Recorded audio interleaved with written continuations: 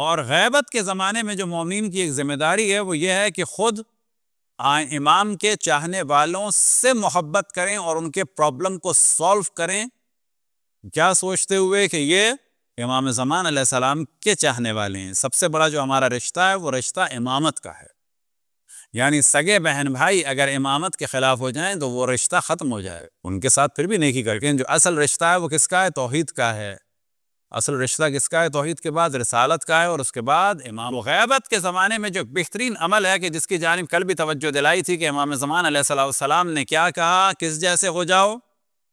تالے والے جیسے ہو جاؤ۔ تالے والے کی خصوصیت کثرت سے نماز پڑھنا نہیں تھی، اس میں نماز کی اہمیت کو ہم کم نہیں کر رہے، کوئی اور بھی پڑھ سکتا ہے، لیکن تالے والے کی جو اہم خصوصیت تھی وہ یہ تھی کہ وہ مؤمنین کو صحیح گائیڈ کر رہا تھا، اپنا فائدہ دیکھ نہیں رہا تھا بلکہ دیکھ رہا تھا کہ میں کس کو فائدہ پہنچا سکتا، صحیح گائیڈ کر دوں، یہ سوچتے ہوئے کہ اللہ سبحانہ و تعالیٰ قادر ہے، اس کو میں صحیح گائیڈ کروں گا تو بس اسی تالے سے اللہ کو مجھے دینا ہے، اس کے علاوہ کچھ نہیں دینا۔ اتنا ہی رازق ہے کہ اس تالے والے کے، اس تالی والی کے ذریعے، اس تالے والی کے ذریعے سے مجھے ملے گا، اس کے علاوہ نہیں ملے گا۔ نہ اس کو آپ صحیح گائیڈ کریں گے، اس کے پرابلم کو سالو کریں گے، اللہ کہیں اور سے اس سے زیادہ دے گا۔ اگر یہ سوچیں کہ خداوند تبارک و تعالیٰ قادر ہے، جب کہا جائے اللہ اکبر تو یقین رکھا جائے کہ واقعاً وہ اکبر ہے، سب سے بڑھ کر ہے، اور جب اس کے لیے کام کریں گے تو ممکن ہے بعض دفعہ دنیا میں فوراً فائدہ نہ ہو۔ فرض کریں کہ ہم نے کسی کو صحیح گائیڈ کیا، اس کا مکان ہم نے بیچنے سے رکوا دیا کہ ابھی نہ بیچنا، مجھے اطلاع ہے کہ ایسا ہوگا، اس وقت زیادہ ہو جائے گا، یا تمہارے گھر میں یہ فالٹ ہے، اس فالٹ کو دور کر لو، میں تمہاری ہیلپ کرتا ہوں، اس کو رینوویٹ کرنے کے بعد بڑا اچھا سا کر دوں گا، 15 دن رکو، اس کے بعد یہ مثلاً $1,00,000 اوپر ہو جائے۔ اب اگر آپ نے اس کو مشورہ دیا، ممکن ہے کہ واقعاً اس دفعہ کچھ بھی نہ ملیں گے۔ اللہ سبحانہ و تعالیٰ اس جانب توجہ دلانا چاہتا ہے، سب کچھ دنیا میں نہیں مانگو۔ مومن کی ایک صفت کیا ہے کہ وہ آخرت پہ بھروسہ کرتا ہے، اللہ کے لیے جو کام کیا ہے اس کا نتیجہ ضرور نکلے گا، یا یہاں نکلے گا یا وہاں نکلے گا یا دونوں جگہ نکلے گا، یا فوراً نکلے گا یا کچھ سال کے بعد نکلے گا ضرور، چاہے اچھائی کی ہو نتیجہ نکلے گا، چاہے برائی کی ہو نتیجہ نکلے گا، چاہے کسی کو فائدہ کیا ہو نتیجہ نکلے گا، چاہے کسی کو نقصان کیا ہو نتیجہ نکلے گا، کسی کو مسکرا کے دیکھیں گے تو نتیجہ نکلے گا، اور کسی کو مسکرا کے طنز میں دیکھیں گے تو نتیجہ نکلے گا۔ اللہ کو دلوں کا حال معلوم ہے کہ یہ طنز کی مسکراہٹ ہے یا مومن کو خوش کرنے کی مسکراہٹ۔ وَمَن يَعْمَلْ مِثْقَالَ ذَرَّةٍ خَيْرًا يَرَهُ وَمَن يَعْمَلْ مِثْقَالَ ذَرَّةٍ شَرًّا يَرَهُ۔ اللہ سبحانہ و تعالیٰ کو ہر چیز کا علم۔ تو غیبت کے زمانے میں یہ ایک اہم ترین چیز، اور جب بھی ہم مومنین کے سپورٹ کا ذکر کرتے ہیں، عام طور پر لوگ کیا ہے، اپنے سگے رشتہ داروں کو بھی انٹروڈیوس نہیں کراتے کہ میں اس کو بتاؤں کہ یہ میرا بھتیجا ہے۔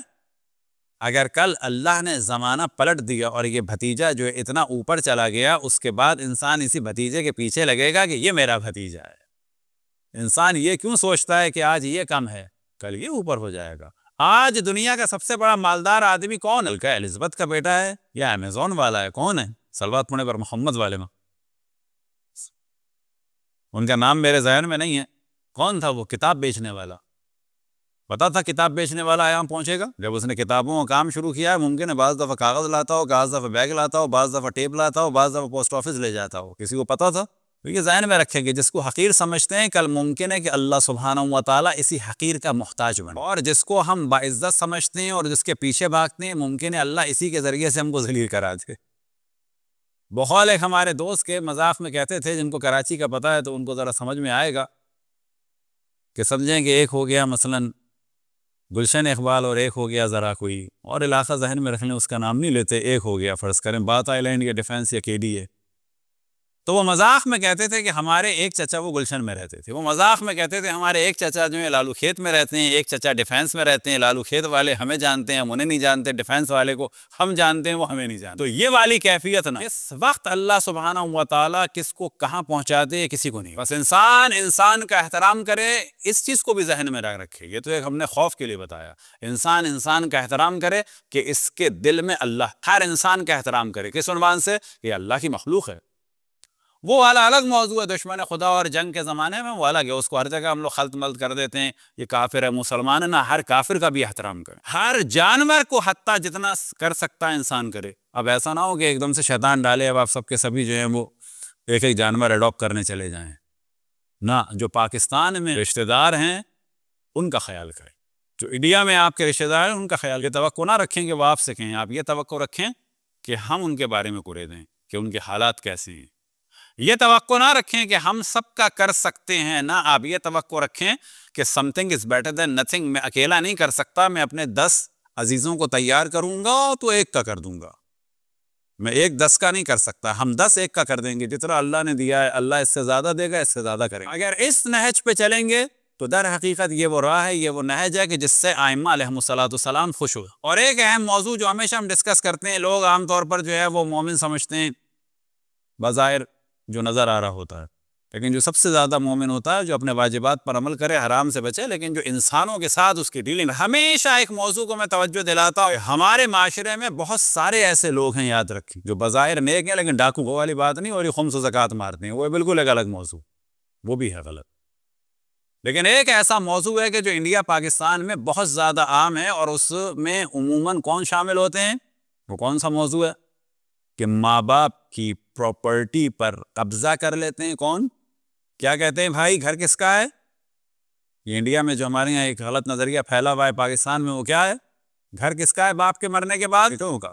یہ کہاں لکھا ہے؟ قرآن میں لکھا ہے یا حدیث میں؟ کہاں لکھا ہے؟ یہ جس جگہ ہے کہ بیٹوں کا حق ہے اسی جگہ ہے کہ یہ بیٹیوں کا بھی حق ہے. یہ اور بات ہے، کم اور زیادہ بالکل الگ موضوع.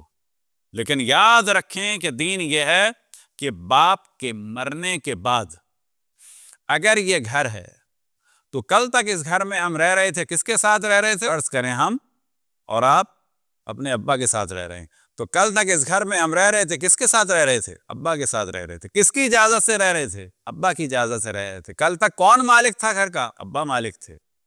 یہ چیزیں کس کی تھیں؟ قالین، در، دیوار، فریم، پینٹنگ، کٹلری، کروکری، یہ کس کا تھا؟ سب کچھ ابا کا تھا. جس دن باپ کا دم نکلا یہ کس کا ہو گیا؟ جس دن باپ کا دم نکلا یہ گھر اب ابا کا نہیں رہا ہے، ہمارا ہو گیا.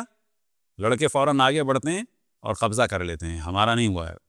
اب یہ پورا گھر، اس کی چاہے وہ پینٹنگ ہو، چاہے وہ فریم ہو، چاہے کٹلری ہو، چاہے کروکری ہو، چاہے باتھ روم میں رکھی ہوئی بالٹی ہو، چاہے لوٹا ہو، کہ جو یہاں پہ نہیں ہوتا لیکن ذکر کر رہے ہیں، چاہے باہر رکھے ہوئے گملے، یہ سب کا سب ہے ابا کے بعد مرنے والے وارثوں کا. وہ وارث کون ہے؟ بیٹے ہیں خالی. وہ وارث ہماری بہنیں بھی ہیں. وہ وارث اور کون ہے؟ ماں بھی ہے. عموماً ہمارے معاشرے میں اگر ماں بوڑھی ہوتی ہے تو باپ کے مرتے ہی بیٹے قبضہ کر لیتے ہیں، ماں کو محروم کر دیتے ہیں، بیوی کو محروم کر دیتے ہیں شوہر کی وراثت سے. پس اگر کسی کے شوہر کے پاس 8 کروڑ ہیں اور وہ بیوی 80 سال کی ہے، شوہر 85 سال کا آج مرا ہے، بچے اس وقت 60 سال کے ہیں، 8 کروڑ میں سے کھرا 1 کروڑ کس کا ہے؟ ماں کا. کہ جو محتاج ہو جاتی ہے، فٹ بال بن جاتی ہے بیٹوں کے آگے. اب ایسے بیٹے مجلس اور ماتم اور دعائیں اور گردن ٹیڑھی کر کے زیارتیں پڑھ پڑھ کے سمجھتے ہیں مومن ہو گئے، جبکہ وہ ڈاکو ہیں. کوئی عبادت قبول نہیں ہے، ماں کا مال مار کے بیٹھ، ماں محتاج ہو جاتی ہیں. ہم جانتے ہیں ایسے کیسز. مالدار مائیں شوہروں کے مرنے کے بعد اپنے پوتی پوتاؤں کو 10 روپے عیدی دینے کی محتاج ہو جاتی ہیں، اپنی پسند کی چیز خریدنے کی محتاج ہو جاتی ہیں، کیونکہ جن کو پیدا کیا ہے ان لوگوں نے ڈاکہ ڈالا ہے، ماں کو فقیر کر دیا. ایسی اولاد مجلس کرے، ماتم کرے، حج پہ جائے، زیارتوں پہ جائے، گردن ٹیڑھی کر کے زیارت پڑھے، گردن ٹیڑھی کر کے دعائیں کو محل کرے، ایسی کوئی عبادت ان کی قبول نہیں ہے. ایسا اسلام چاہیے تو یہ اسلام ہے. ڈاکوؤں والا اسلام چاہیے تو وہی ہے جو ہم نے بیان کیا. صلوات پڑھیں پر محمد والے